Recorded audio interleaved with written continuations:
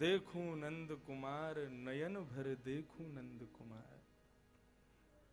श्री कुम्भन दास जी को 2 दिन दर्शन नहीं हुए थे, तब उन्होंने ये पद गाया।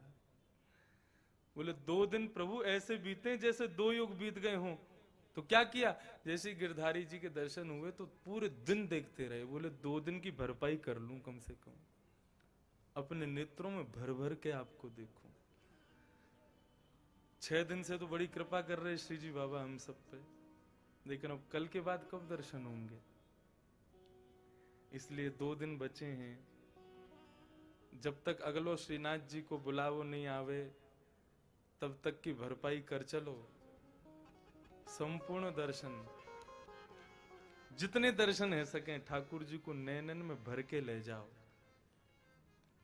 हे गोवर्धननाथ, तुम हम सबको भेज तो रहे हो दूर, हे श्रीनाथ जी हम सबको अपने अपने घर भेज तो रहे हो।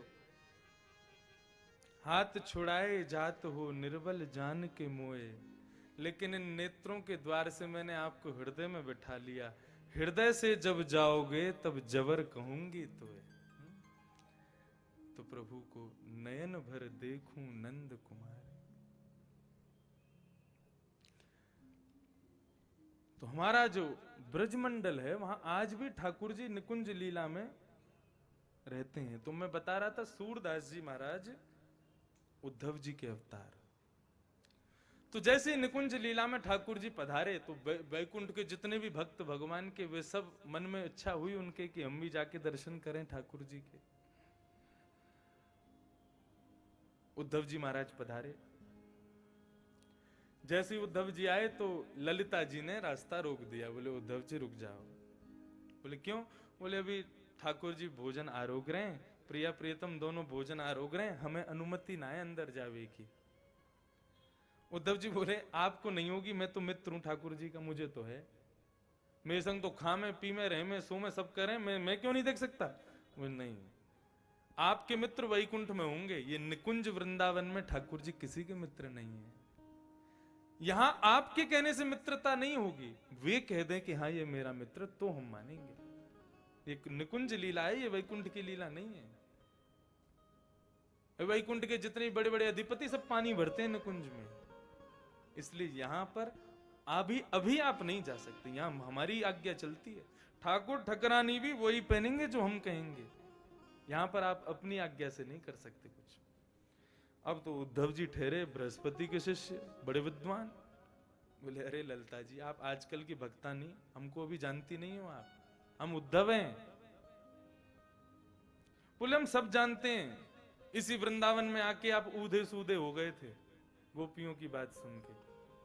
ऊधो सूधो है चलो सुन गोपिन के बोल, ज्ञान बजाई डुमडुमी प्रेम बजायो ढोल। बोले तब भी तुम अभी ऊधे सूधे भय ना हो, अभी तुम्हारी इच्छा चल रही है अंदर जावे की। हम कह रहे हैं थोड़ी देर रुक जाओ, भोजन आरोग रहे हैं। अब तो उद्धव जी को क्रोध आ गया। बोले हमारे मान की बात कर दी इन्होंने। सो ललिता जी के रोकने पर भी उद्धव जी भीतर घुस गए। ललिता जी ने क्रोध भर के देखा। बोले जाओ, तुम चले तो जाओ, लेकिन तुमको श्राप देती हूं, तुमको लाडली और लालजी के दर्शन नहीं होंगे, तुम्हारे नेत्र से तुम अंधे हो जाओगे। और उद्धव जी महाराज निकुंज में पहुंच तो गए, निकुंज में सब कुछ दिख रहा है, लेकिन भोजन आरोग रहे ठाकुर ठकुरानी के दर्शन उनको नहीं हुए। नेत्रों से अश्रुपात करने लगे, बार बार रोने लगे। बोले मुझसे गलती हो गई, क्षमा कर दें मुझे। तब ठाकुर जी प्रकट हुए। प्रकट होकर के उद्धव जी को हृदय से लगाया। बोले सब मेरी इच्छा से हो रहा है, तुम चिंता मत करो उद्धव। ललिता जी ने जो श्राप दिया है उस श्राप को तो हम निष्कासित नहीं कर सकते, नेत्र विहीन तुम हो जाओगे।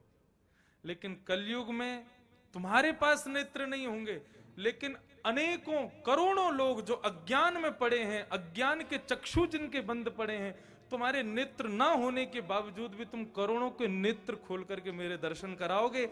तुम कलयुग में मेरे भक्त नहीं, मेरे मित्र सूरदास बन करके प्रकट होगे।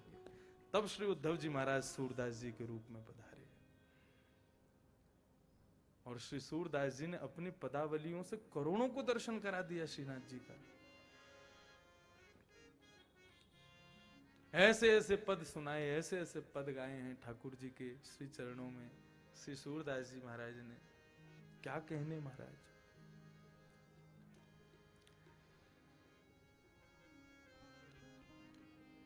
तो ये निकुंज लीला है, हमारे ब्रज की लीला है। वहां ठाकुर ठाकुरानी आज भी विराजते। और ये जितनी भी लीलाएं कलयुग में अष्ट सखाओं की हुई, आदि ये जितनी भी कथाएं हुई, ये सब पूर्व नियोजित गोलोक धाम से ठाकुर जी ने अपने भक्त ही अष्ट सखा के रूप में भेजे। यशोदा मैया ही श्री वल्लभाचार्य जी के रूप में पधारी। ये सब ठाकुर जी की लीला के स्वरूप हैं, पात्र हैं। तो प्रहलाद जी महाराज कह रहे हैं कि भगवान को अनेक व्यंजनों से प्रसन्न नहीं किया जा सकता। प्रियते अमलया भक्त्या हरिरन्यत विडंबनम। निर्मल भक्ति हृदय में प्रकट हो जाए, भगवान कहते हैं मुझे वही प्रिय है। और इसी प्रहलाद जी के वाक्य को श्री तुलसीदास जी महाराज कहते हैं, निर्मल मन जन सो मोहि पावा, मोह कपट छल छिद्र ना भावा।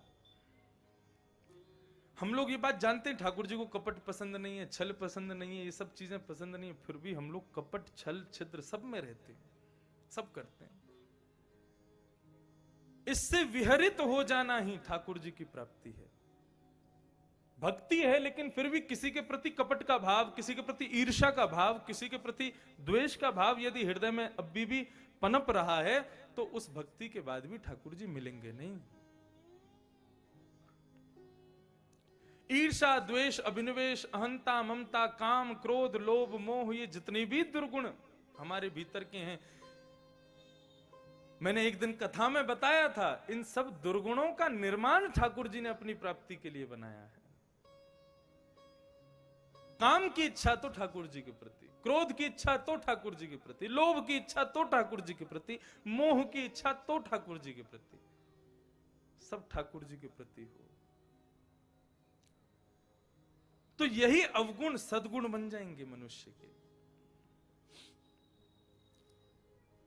प्रियते अमलया भक्त्या। इस प्रकार से प्रहलाद जी अपने सभी दैत्य बालकों को ज्ञान देकर के कीर्तन करने लगे। इतने में हिरण्याक्ष आ गया। हिरण्याक्ष ने आकर के खम्भ का, जैसे ही खम्भ का प्रहार किया, श्रीनाथ जी एक अलग रूप में प्रकट हुए। बोलो नृसिंह भगवान की। नृसिंह भगवान को प्रणाम करें सब। कि सत्यम विधातुम ऋजभृत्य भाषितुम व्याप्तिं च भूतेष्वखिलेषु चात्मनः अदृश्यतात्यद्भुत रूपमद्वहन् स्तंभे सभायान मृगं न मानुषम्। ना तो मनुष्य बन के आए और ना ही शेर ही बन के आए, दोनों का मिश्रण बन करके श्रीनाथ जी प्रकट हुए। बोलो नृसिंह भगवान की। सुबह से शाम हो गई, युद्ध करते करते शाम के समय जैसे हुआ, ब्रह्मा के द्वारा सारे वरदानों को पूर्ण करके भगवान नृसिंह ने अपनी गोद में हिरण्याक्ष को लिटा करके पेट को विदीर्ण कर दिया।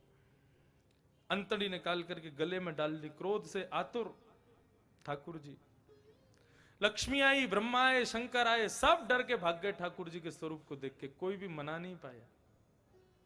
तब ब्रह्मा जी ने प्रहलाद जी से कहा, तुम्हारे लिए आए हैं, तुम मनाओ। प्रहलाद जी, नन्हे से प्रहलाद जी, छोटे से 5 वर्ष के, ठाकुर जी के विशाल विकराल स्वरूप, विराट रूप में, मतलब विराट से थोड़ा कम ही होगा, पूरे महल में आ गए थे, इतने बड़े थे नृसिंह भगवान। उनके सामने नन्हे से प्रहलाद जी सामने खड़े और हाथ जोड़ करके भगवान से क्या कह रहे हैं प्रहलाद जी कि ब्रह्मादय सुरगुणा मुनयोथ सिद्धा सत्त्वैकतान मतयो वचसां प्रवाहै नाराधितुं पुरगुणैरधुनापि विप्रो किम तोष्टुमर्हति समे हरिरुग्र जाते। हे प्रभु, क्या कह रहे हैं प्रहलाद जी? भगवान, ब्रह्मा जैसी लच्छेदार वाणी नहीं है मेरे पास में, शिव जैसी पवित्रता नहीं है मेरे पास में, इंद्र जैसा सौंदर्य भी नहीं है मेरे पास में, बड़े बड़े सिद्धि लोगों के जैसा, योगियों के जैसा कुल खानदान भी पवित्र नहीं है मेरा, राक्षस हूं मैं तो। प्रभु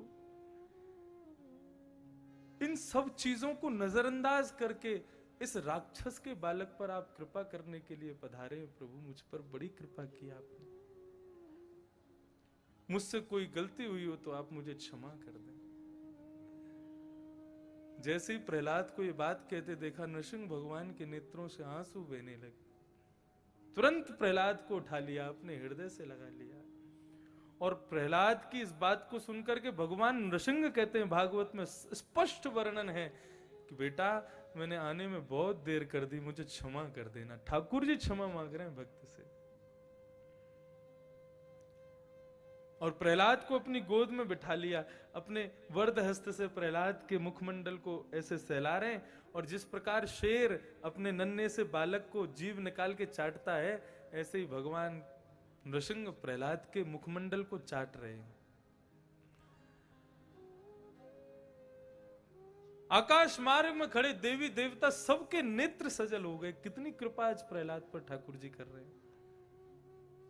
भगवान बोले बहुत सहन किया प्रहलाद तूने मेरे लिए, तुम्हारे पिता ने क्या नहीं किया तुम्हारे साथ, पहाड़ से फिकवा दिया, जहरीले नागों के बीच में डलवा दिया, मेरे चरणों का चरणामृत बता करके तुमको विष पिला दिया।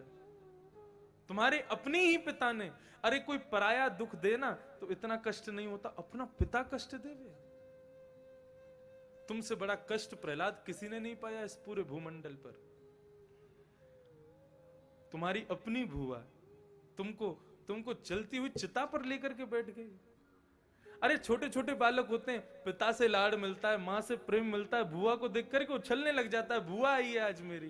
लेकिन प्रहलाद का जीवन कैसा, ना कभी पिता ने प्रेम किया, पिता के डर के मारे ना कभी मां ने प्रेम किया। बुआ चाची ताऊ सब प्रहलाद को छोटे से 4 वर्ष के बालक के साथ में ऐसा व्यवहार करते थे। हमारे शत्रु का ये जन करता है। आज भगवान को लग रहा है कि जितना प्रेम इसने अपने जीवन में खोया है, मैं उससे कई गुना ज्यादा प्रेम प्रहलाद पर लुटा दूं, न्योछावर कर दूं। बंधुओं सावधानी से सुनिएगा, हमारे वेद में एक शब्द है, उसका नाम है सहते। और सहते शब्द के हिंदी अनुवाद में 2 अर्थ होते हैं। पहला अर्थ होता है सहना, और दूसरा सहते का अर्थ होता है जीतना। श्री विनोबा भावे महाराष्ट्र के बड़े अच्छे संत, वे कहते हैं सहते शब्द के 2 अर्थ, सहना और जीतना। इसका मतलब जो सहता है वही जीतता है। जिसने कभी सहन नहीं किया अपने जीवन में, वो कभी जीत नहीं सकता। जितने भी भक्त हुए, श्री कुम्मन दास जी के कभी जीवन चरित्र को पढ़िएगा आप, कुछ भी नहीं था उनके पास में, सब लुटा देते थे। कितना सहन किया, तब जाकर के श्री जी ने अपना मित्र बनाया उनका। और गोविंद स्वामी पर तो अत्यंत विशिष्ट कृपा थी श्रीनाथ जी की। गुसाई जी श्रृंगार करते थे श्रीनाथ जी का, और सामने गोविंद स्वामी खड़े होकर के पद गाते थे, श्रीनाथ जी उठा के मिश्री फेंक के मारते थे उनमें। गोविंद स्वामी बोले देख ले लाला मान जा, मत करे ऐसे। श्रीनाथ जी फिर एक और मिश्री फेंक देते थे। रुक जा तो मैं बताऊं। गोविंद स्वामी ने जैसी मिश्री फेंकी तो गोसाई जी ने देख लिया। बोले गोविंद स्वामी तो कुछ शर्म ना आवे हमारे लाला। बोले मेरे सबरे दुर्गुण दिखाई दे तो मैं तुम्हारे लाला के दुर्गुण ना दिखाई दे। पूरे दिन छेड़ तो रहे, मुंह मारे पीटे। ऐसा प्रेम था गोविंद स्वामी का श्रीनाथ जी के साथ में। अपने लाला की कमी ना दिखाई दे तुम्हें, मुंह में सबरे दुर्गुण दिखाई देंगे। ये सब भक्त कहां से ठाकुर जी को इतने समीपता पा गए?